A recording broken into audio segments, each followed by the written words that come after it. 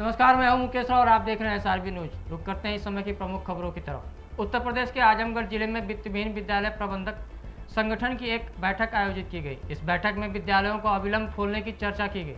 इस अवसर पर प्रदेश अध्यक्ष राजेंद्र प्रसाद यादव ने कहा कि वर्तमान समय में कोरोना की स्थिति हमारे प्रदेश में सामान्य हो गई है और सरकार द्वारा समस्त गतिविधियों को शुरू कर दिया गया है। ऐसे में विद्यालयों को खोलना अत्यंत आवश्यक है। जहां एक तरफ विद्यालय प्रबंधन आर्थिक स्थिति से जूझ रहा है और अभिभावक अपने बच्चों के भविष्य को लेकर परेशान नजर आ रहे हैं। इससे सहमत होकर समस्त प्रबंधकों द्वारा मुख्यमंत्री को नामित एक ज्ञापन जिलाधिकारी को सौंपा गया। इस संबंध में ज्ञापन मैं रमाकांत वर्मा वित्तविहीन विद्यालय प्रबंधन संगठन का जिलाध्यक्ष। ज्ञापन का विषय हम लोगों का है कि हम लोगों के विद्यालय को खोलने के संदर्भ में, क्योंकि कोरोना के कारण लगभग 17 माह से सभी विद्यालय बंद हैं। अब जो है समस्त गतिविधियाँ शुरू हो गई हैं। अभी तक पिक्चर हॉल बंद थे, मल्टीप्लेक्स बंद थे, मॉल बंद थे, समस्त गतिविधियाँ शुरू हो गई। तो हम लोगों को गवर्नमेंट का ये कहना है कि हमारे विद्यालय को भी वो जो भी कोरोना की गाइडलाइंस है उसका वो कहे, हम उसका पालन करेंगे। हफ्ते में 2 दिन ही एक बच्चे को बुलाना होगा, हम 2 दिन बुलाएंगे। लेकिन हमारे विद्यालयों को खोजा जाता है कि बच्चों का जो घर पे बच्चे भी रह करके डिप्रेस हो गए, उनका मानसिक स्तर गिर रहा है। जो लर्निंग स्टूडेंट है, बिल्कुल सीखने वाले, वो 2 साल से बैठे हुए, अब उनकी उम्र बड़ी हो गई, वो सीख नहीं सकते। जो हमारे ग्रामीण से जैसे बार बार सरकार कहती है कि ऑनलाइन पढ़ाई जारी रखिए, शहर के अंदर तो कुछ लोगों के पास ऑनलाइन की व्यवस्था है, बट ग्रामीण क्षेत्रों में ऑनलाइन की आज भी व्यवस्था बिल्कुल जीरो चल रही है, जिससे पूरे समाज के बच्चे वंचित हैं पढ़ाई से। हम लोग चाह रहे हैं कि विद्यालय खोल दिए जाए, पढ़ाई हो, जैसे भी कोविड की गाइडलाइन बनाएगी सरकार, हम लोग उसका पालन करेंगे तैयार। यूपी के चंदौली जिले में जमीनी विवाद को लेकर दबंगों द्वारा दलित परिवार के साथ मारपीट कर झोपड़ी जलाने का वीडियो सामने आया है। वायरल इस वीडियो में दबंग महिला के साथ लाठी डंडों से मारपीट करते नजर आ रहे हैं। वहीं दूसरे वीडियो में दलित परिवार की झोपड़ी जलती दिख रही है। इस दौरान अपर पुलिस अधीक्षक दयाराम सरोज ने घटना के संबंध में कहा कि जमीनी विवाद को लेकर विवाद हुआ था, जिसके बाद पीड़ित पक्ष द्वारा दिए गए आवेदन के आधार पर मुकदमा पंजीकृत कर लिया गया और इस मामले में 4 लोगों की गिरफ्तारी की जा चुकी है और जांच के आधार पर दोषियों को बख्शा नहीं जाएगा। एक ग्राम बरथरा थाना चंदौली का मामला है। बैजंती देवी ने प्रार्थना पत्र दिया है कि मेड़ पर आने जाने के विवाद को लेकर के उसके बेटे को और उसके परिवार वालों को मारा पीटा गया है और उसके घर में मड़ही में आग लगा दी गई है। उसने बिट्टू सिंह आदि 6 लोगों के विरुद्ध नामजद प्रार्थना पत्र दिया है। उसके प्रार्थना पत्र के आधार पर थाना चंदौली पर सुसंगत धाराओं में मुकदमा पंजीकृत कर लिया गया है और उनमें से नितेश, रोहित, आनंद, अविनाश को गिरफ्तार कर लिया गया है। छानबीन की जा रही है, सख्त कार्रवाई की जाएगी। एक ग्राम बरथरा थाना चंदौली का मामला है। बैजंती देवी ने प्रार्थना पत्र दिया है कि मेड़ पर आने जाने के विवाद को लेकर के उसके बेटे को और उसके परिवार वालों को मारा पीटा गया है और उसके घर में मड़ही में आग लगा दी गई है। उसने बिट्टू सिंह आदि 6 लोगों के विरुद्ध नामजद प्रार्थना पत्र दिया है। उसके प्रार्थना पत्र के आधार पर थाना चंदौली पर सुसंगत धाराओं में मुकदमा पंजीकृत कर लिया गया है और उनमें से नितेश, रोहित, आनंद, अविनाश को गिरफ्तार कर लिया गया है। छानबीन की जा रही है, सख्त कार्रवाई की जाएगी।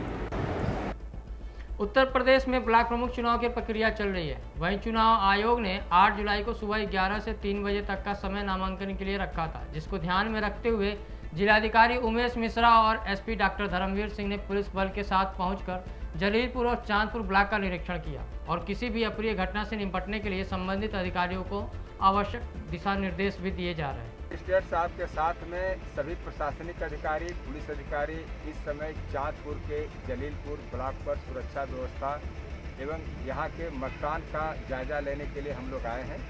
सभी अधिकारियों को ब्रीफ कर दिया गया है। Barricading, CCTV camera, fire tender, force का डिप्लॉयमेंट, कहाँ से रूट डाइवर्जन होगा, सारी चीज़ों को ब्रीफ कर दिया गया है और सबको सचेत किया जाता है कि लॉ एंड ऑर्डर के माध्यम से को लेकर के अगर कोई खलल पैदा करेगा तो पुलिस प्रशासन उसके साथ सख्ती से सख्त कार्रवाई करेगा। शांतिपूर्ण निष्पक्ष मतदान की कार्रवाई प्रशासन सुनिश्चित कराएगा। मजिस्ट्रेट साहब के यूपी में निर्वाचन आयोग द्वारा ब्लॉक प्रमुख की तिथि घोषित होते ही चंदौली जनपद के समस्त विकास खंडों में निर्धारित तिथियों को ब्लॉक प्रमुख का पर्चा भरा गया। इस दौरान विकासखंड चकिया से भारतीय जनता पार्टी के घोषित उम्मीदवार शंभुनाथ यादव और विकासखंड साहबगंज से अनुसूचित जाति भारतीय जनता पार्टी के घोषित उम्मीदवार गीता देवी ने पर्चा दाखिल किया, जो पूर्व जिला अध्यक्ष चंदौली छात्रबली सिंह के समर्थित प्रत्याशी हैं। ऐसा कयास लगाया जा रहा है कि दोनों विकास खंडों के प्रमुख निर्विरोध चुनाव जीत सकते हैं। इस दौरान बीजेपी जिला अध्यक्ष चंदौली अभिमन्यु सिंह ने कहा कि इस चुनाव में बीजेपी की जीत सुनिश्चित है। जी, मैं अभिमन्यु सिंह, भारतीय जनता पार्टी का चंदौली का जिला अध्यक्ष हूँ। सर, आज साहबगंज विकासखंड में ब्लॉक प्रमुख का चुनाव था जी, उसके बारे में बताएं सर। हमारी प्रत्याशी श्रीमती गीता, जो श्री आज़ाद राम जी की पत्नी हैं और ये गरीब परिवार से आने वाली महिला हैं, जिनके ऊपर पार्टी ने निर्णय करके एक गरीब परिवार की महिला को हमने ब्लॉक प्रमुख बनाने का निर्णय लिया था। इसमें हमारे तमाम बीडीसी सदस्यों ने सहयोग दिया और हमें आशा ही नहीं, पूर्ण विश्वास है कि हम निर्वाचित होंगे। सर, क्या आप इसको क्लियर करें सर कि आपका कैंडिडेट निर्विरोध हुआ है कि उनके खिलाफ कोई खड़ा हुआ है? नहीं, हमारी जानकारी में अभी तक कोई इनके खिलाफ किसी ने नामांकन नहीं किया है और जिस ढंग से हमारी यहाँ के सदस्यों से बात हो रही है, हमें लगता है कि निर्विरोध निर्वाचित होंगी। तो सर, प्रमुख जी क्षेत्र के जनता के लिए क्या करेंगे? यूपी के मथुरा जिले के बसंत विहार कॉलोनी में रहने वाली एक पीड़ित महिला ने प्रशासन से न्याय की गुहार लगाई है। इस मामले में पीड़ित महिला सुमन देवी का कहना है कि घरेलू झगड़े के कारण उसने पति ने आत्महत्या कर ली थी, जिसके कुछ दिन पश्चात ही उसके सास, ससुर और देवर ने महिला के साथ उसे घर से बाहर निकाल दिया। वहीं पीड़ित महिला सुमन देवी ने नजदीकी थाने पहुंचकर न्याय की गुहार लगाई है। जी, क्या नाम है और कहाँ की रहने वाली हो? जी, मेरा नाम सुमन सिंह बीकरवार है जी, वाइफ ऑफ पुष्पेंद्र सिंह जो आर्मी में थे जी। मैं बसंत विहार कॉलोनी की रहने वाली हूँ। 25 फरवरी को क्या समस्या है आपसे जो थाने में? समस्या ये है सर, 25 फरवरी को हिंदू रीति रिवाज से मेरी शादी हुई थी। उसके बाद में मेरे हस्बैंड जो थे उन्होंने सुसाइड कर लिया दबाव में आकर के। 30 लाख रुपए का उस प्लॉट पे लोन लिया गया, जो कि लोन मेरे पति के ऊपर चपेट दिया सारा की सारा। अब ये है कि 1.5 महीना मेरा बच्चा और इस शहादत के बाद में मैं यहाँ पे अपने घर पे रहने के लिए आई, तो आज नंदेव, ननद, सास, इन सब ने मेरे साथ में मारपीट की और मुझे बेअदब कर दिया और घर से निकाल दिया है, जो कि मेरे निशानों, मेरी हालत से आप पता लगा सकते हैं सर, जो मैं नहीं दिखाना चाहती। मेरे साथ में बेअदबी की और बदतमीजी की है सर। किन किन लोगों ने आपके साथ बदतमीजी की है? जी, उसमें नंदेव हुए, बड़े वाले, छोटे वाले आरएलडी जिन्होंने गन तानी थी मेरे को, देवर है जी, देवर ने बदसलूकी की है, मेरे कपड़े फाड़े हैं। उसमें ननद है जी और सास है, कमरे में लेके आपने नजदीकी थाने में तहरीर दी आप लोगों ने? जी, थाने में दी है। 12:30 बजे से थाने में बैठी हुई हूँ सर। क्या कार्रवाई की? कुछ कार्रवाई की इन लोगों ने? कार्रवाई बोल रहे चल रही है जी। मेरा फोन छीन लिया इन लोगों ने। आप क्या चाह रही हो? आप क्या चाह रही हो? मैं न्याय चाहती हूँ सर, मेरे घर में रहना चाहती हूँ। जो भी हुआ है मेरे साथ में उस सब पे नजर रखी जाए और सर मेरे लिए इंसाफ दिलाया जाए। यहाँ से अभी के अभी इन सबको अरेस्ट किया जाए और इनको सजा दी जाए, मैं ये चाहती हूँ सर। ऐसे तो हर लड़की बेघर हो जाएगी मेरी तरह, जैसे आज मैं घूम रही हूँ। जी, क्या नाम है और कहाँ के रहने वाले हो? सर, मेरा हरि सिंह नाम है, मटरपुर का रहने वाला हूँ। मेरा राजस्थान गांव पड़ता है। मैंने शादी बच्ची की और यहाँ मथुरा में की थी, बसंत विहार कॉलोनी में करी थी। क्या समस्या जो नजदीकी थाने में? तो बच्ची जब यहाँ घर अपने रहने आई तो इन लोगों ने उसमें खींच के किन लोगों ने मारपीट की है? ससुर था इसका और चाची का ससुर था, देवर था और 4 नंदेव थे, 2 नंदेव थे, नंदेव को पिता था और इन लोगों ने मारपीट की और खींच के और चुतिया पर के मारे थे और मेरे कपड़े फाड़ दिए चारों से। और मैं साहब न्याय चाहता हूँ, मुझे न्याय चाहिए। आपने थाने में तहरीर दी है? तहरीर दी है मैं थाने में, 12 बजे से हम थाने में बैठे हुए हैं सर। क्या पुलिस कोई कार्रवाई कर पाई है? पुलिस कर रही है, कार्रवाई कर रही है, हम कार्रवाई कर रहे हैं। 12 बजे से हम बैठे हुए हैं यहाँ पे। हम जान बचा के मुश्किल से जैसे से चप्पल जूते फेंक के और हमारे से भागे। मोबाइल छीन लिए गए हम पर, जो हमने रिकॉर्डिंग की थी वहाँ। जी, क्या नाम है और यूपी में आगामी चुनाव को देखते हुए कांग्रेस पार्टी ने जीत की तैयारी के साथ कमर कस ली है, जिसके चलते कांग्रेस पार्टी ने कई जिलों के जिलाध्यक्ष और शहर अध्यक्ष को बदल दिया है। इसी क्रम में मथुरा में डॉक्टर भगवान सिंह और वर्मा को नए जिलाध्यक्ष की जिम्मेदारी दी गई और मदन मोहन को शहर कांग्रेस का जिलाध्यक्ष घोषित किया गया है। इस दौरान एक पत्रकार वार्ता के माध्यम से वरिष्ठ कांग्रेस नेताओं का स्वागत भी किया गया।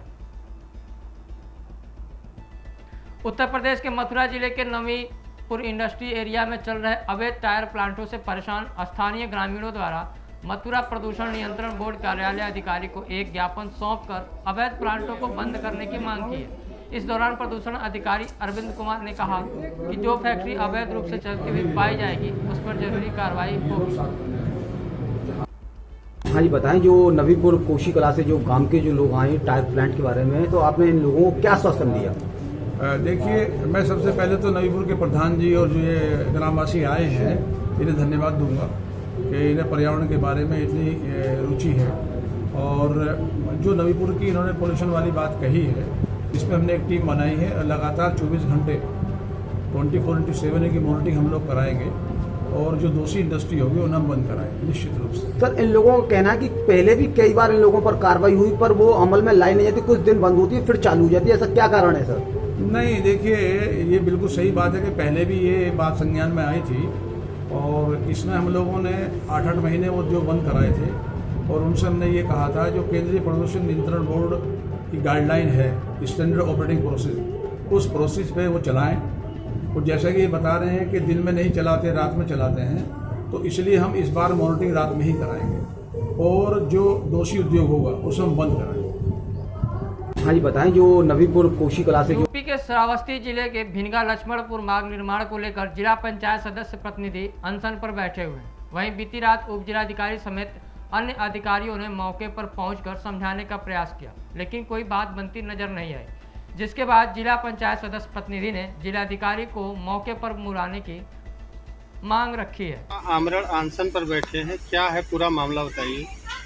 जी, भिनगा लक्ष्मणपुर मुख्य मार्ग निर्माण हेतु मैंने जिलाधिकारी महोदय को ज्ञापन दिया था और एक चेतावनी भी दिया था कि आप 8-7 तक कोई प्रभावी निर्णय ले लेंगे, परंतु पूर्व में भ्रष्टाचार इस सड़क में काफ़ी हुआ था और जो पूर्व में जो यहाँ के जनप्रतिनिधि लोग थे वो अपने वोट बैंक के लिए झूठ बोलते चले आ रहे थे कि सड़क का हम लोगों ने टेंडर करा दिया है। अभी सड़क का कोई टेंडर भी नहीं हुआ है। अभी जो है प्रमुख सचिव तक इसका कोई स्वीकृति नहीं हुआ है। जब ये पूरी जानकारी मुझे लोक निर्माण के अर्थशास्त्री अभियंता से प्राप्त हुआ तो मैंने डीएम को चेतावनी दिया और इसके बाद अमरण अनशन पर बैठ गया। अभी जो है एसडीएम महोदय और अन्य बड़े अधिकारी जो है यहाँ पर आए और हमसे जो है बातचीत किए कि आप अनशन को बंद कर दीजिए। हमने कहा कि आपने अभी कोई प्रभावी निर्णय नहीं लिया है, डीएम साहब एक बार यहाँ आ जाएं और प्रमुख सचिव से स्वीकृति दिलाने के लिए स्वयं बात कर लें और जो हमारे क्षेत्र की जनता है उनसे भी अपना राय और तालमेल बना लेंगे। इसके बाद भी हम कोई निर्णय ले पाएंगे। अब जिलाधिकारी देखते हैं कल अगर यहाँ आएंगे और अगर वो प्रमुख सचिव से बात करते हैं, केवल ऐसी जबानी बात करेंगे तो कोई बात नहीं, अगर वो कोई प्रभावी बात करेंगे तो हम लोग जनता के और हमारे क्षेत्र के देवतुल जो जनता है उनके कहने पर हम कुछ भी निर्णय ले सकते हैं। तो फिलहाल इस बुलेटिन में अभी तक के लिए इतना ही। मुझे दीजिए इजाजत। नमस्कार।